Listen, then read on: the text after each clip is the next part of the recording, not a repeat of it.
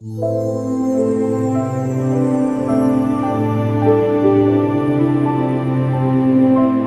కురియకుండా నేను ఆకాశమును మూసినప్పుడే గాని, దేశమును నాశనము చేయుటకు మిడతలకు సెలవిచ్చినప్పుడే గాని, నా జనుల మీదకి తెగులు రప్పించినప్పుడే గాని, నా ఏదండి నా పేరు పెట్టబడిన నా జనులు తమ్మును తాము తగ్గించుకొని ప్రార్థన చేసి నన్ను వెదకి తమ చెడు మార్గములను విడిచిన ఎడల ఆకాశము నుండి నేను వారి ప్రార్థనలను విని వారి పాపములను క్షమించి వారి దేశమును స్వస్థపరచుదును.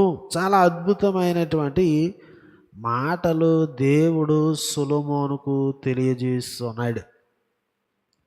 నా పేరు పెట్టబడినటువంటి నా జనులు, నా యందు విశ్వసించినటువంటి నా ప్రజలు, వారి యొక్క దేశము స్వస్థత లేని పరిస్థితిలో ఉన్నది.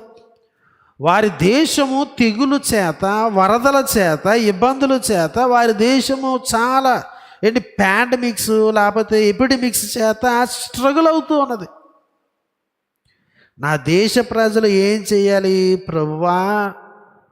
పంటలు సరిగ్గా పండట్లేదు, వరదలు వచ్చాయి, తుఫాన్లు వస్తున్నాయి, భూకంపాలు వచ్చినాయి, దేశం పరిస్థితి ఏమీ కూడా బాగోలేదు, చాలా తెగుళ్ళు ప్రజల మీదకి వస్తున్నాయి, పంటల మీదకి వస్తున్నాయి అని ప్రార్థన చేయడం కాదు. ఏం చేయాలి?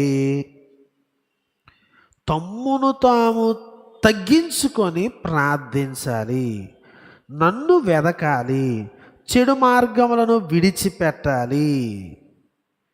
వెరసి ఏంటంటే వారి పాపములను నేను క్షమించి వారి దేశమును స్వస్థపరచుదును. అంటే దేశంలో క్షేమము లేదు, దేశంలో ఇబ్బంది ఉంది, పట్టణాల్లో సమస్యలు ఉన్నాయి. కారకులు ఎవరన్నమాట ఈ వచనం ప్రకారం? అంటే ఇప్పుడు ఈ పాండమిక్స్ లేకపోతే ఇంకోటి వచ్చినప్పుడు, సమస్యలు వచ్చినప్పుడు, ఇప్పుడు నా పాపములను దేవుడు క్షమించాల్సినటువంటి అవసరత ఉన్నది, నేను పశ్చాత్తాపపడాల్సినటువంటి అవసరత